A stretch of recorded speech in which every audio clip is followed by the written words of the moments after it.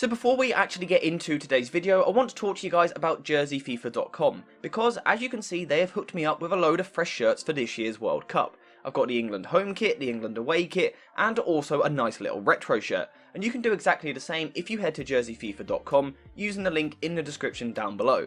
They also do the same for club football as well. The latest home shirts, away shirts, but also some really nice retro kits. If you are interested, head to the link in the description down below and use code JerseyFIFA for a discount when you order. Now into the video. Hey guys, welcome back to the AJ Analysis channel, where we are of course back with the World Cup content, the World Cup coverage.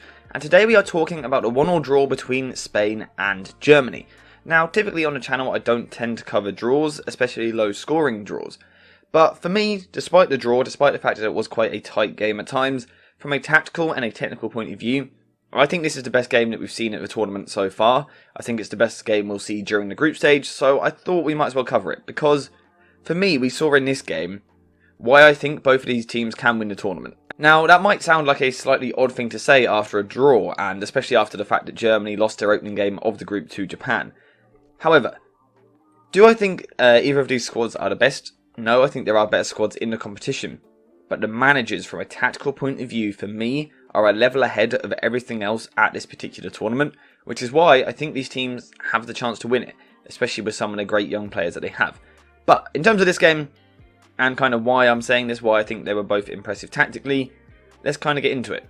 So, from a possession point of view, Spain were very much the dominant team. They nearly always are. We know that Spanish teams tend to dominate the football. It was no different in this game, around 60%, slightly more than that actually, in terms of possession. And that typically isn't what Germany are used to. Germany are not used to having about 40% of the ball. They are used to being in much more control. However, despite that, they never really looked too uncomfortable in this game. There were moments that Spain troubled them, but their defensive structure and their defensive pressing system was very impressive. Now, they didn't fully commit to a super high press in the first half. They went for more of a mid-block press. And this was why Gundogan was picked in the midfield, because of his ability to follow Sergio Busquets. Now, we know that Sergio Busquets is one of the greatest players, greatest midfielders of all time. We know that saying, when you see the game, you don't see Busquets, but when you see Busquets, you see the game. And Flick was very aware of that. Flick was very aware of the fact that you can't give Busquets time on the ball. If not, he will pick you apart. So that meant Gundogan was picked to play on him, directly on him. Musiala would follow Carvajal out on the wing here. Then Gnabry on Alba here. With Thomas Muller sort of splitting the centre-backs. Like I said, he wasn't intensely pressing them, chasing after them, harrying them on the ball. He was just kind of sitting between them, kind of stopping them passing to each other and forcing them one way. Now, initially there is one issue with this from a German point of view, and that is the fact that in Laporte and Rodri as a makeshift centre-back, you have two of the best ball-playing defenders that you're going to see. So against worse defenders, you can kind of give them this one-way approach to let them step in, and they're not necessarily great on the ball. Spain are very good on the ball. However, Germany were intense still in the way that they pressed, particularly in midfield, and I thought Goretzka was really important to that. Now, he didn't start that first game of the group, and I understand why. I think Gundogan brings things from a technical point of view that Goretzka doesn't bring. However, in this game, the athleticism, the pressing intensity of Goretzka was absolutely crucial to the way that Germany played. Because of the fact that Rodri could occasionally step in field with the ball, that energy, that physicality of Goretzka, that power was really important. And just in general, on Goretzka, I think he had a really good game, especially off the ball. His power and his stride length at times, even late in the game, he was striding down the pitch to put tackles in, recovery tackles, recovery runs. I thought he'd done a really good job of protecting his backline, done really good. And then on this side, we saw Kimmich up against Pedri, which was a really interesting battle because these are two tactically and again technically brilliant footballers, and it was just brilliant. There was brilliant 1v1s all over the pitch because there were so many good footballers on the pitch, so many good technical and again tactical players. Putting them in 1v1s all about the pitch just made for a really good game, and I thought that the German defensive structure was really impressive, and sort of for the first 30 minutes Spain kind of struggled with that. However, eventually the Spanish players kind of got to grips with the physical approach of the Germans and the way that they were pressing, and at this point in the game, there wasn't a tactical tweak, but the Spanish players just started to get the first touch was a bit cleaner, their passing was a bit cleaner. And again, it helps when you have Sergio Busquets, who only failed 3 passes in this game, one of which led to an open play turnover.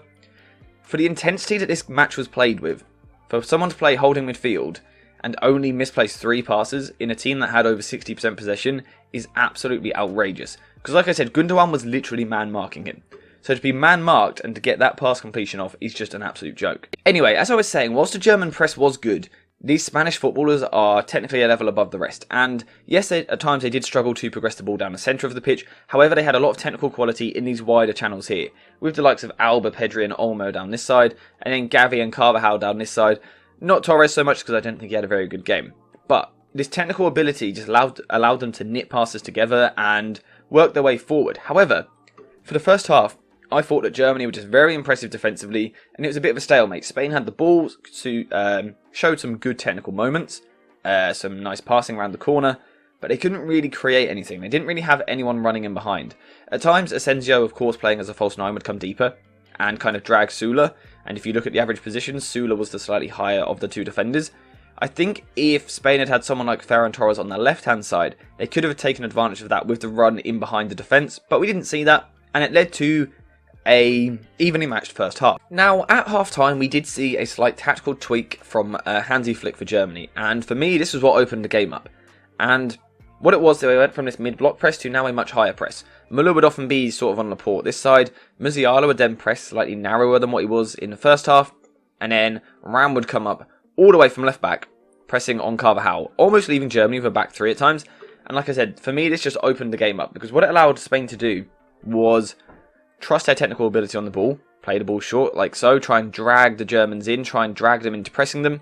But then someone like Unai Simon in goal has a very good distribution.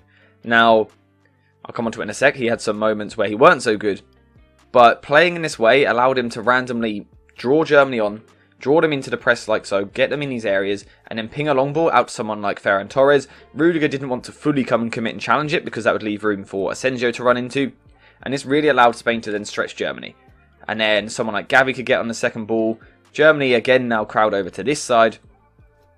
And then Spain can kind of come back this way, hit the switches, come down this side of the pitch. And it moved the German defence about really well. And it's actually what we saw for the goal. Jordi Alba then getting round, putting the ball into the box. And then by that time, Morata was on the pitch to put the ball into the back of the net. And whilst I think both these managers are tactically brilliant, I do think there was a slight mistake from Flick to change this approach in the press.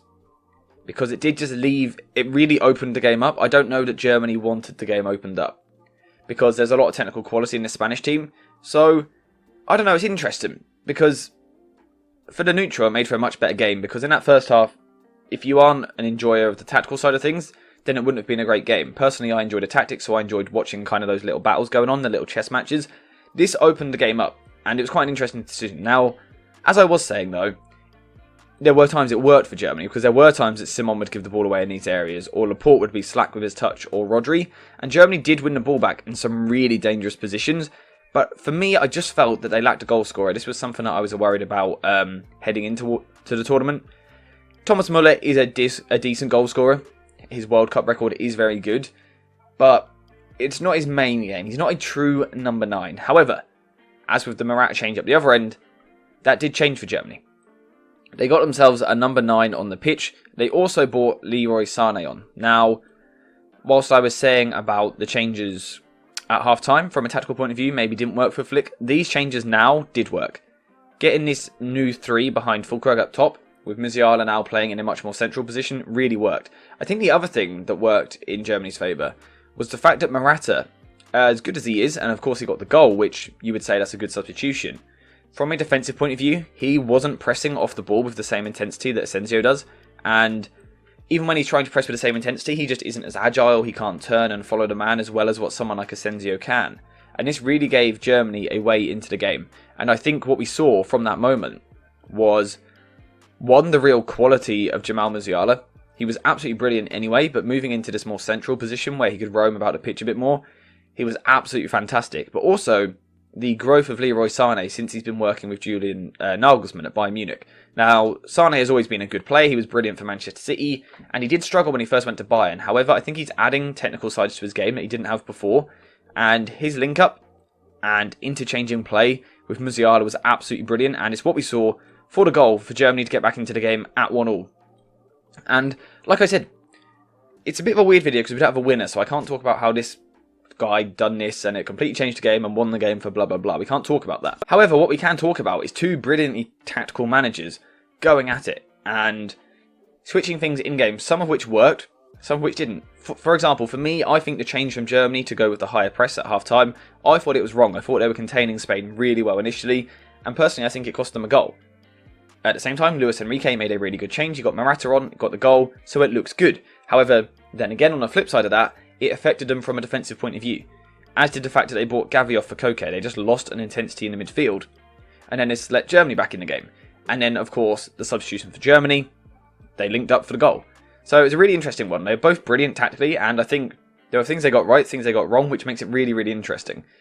But probably the main takeaway from the game is just how talented some of these players are. The likes of Musiala, Gavi, Pedri in midfield.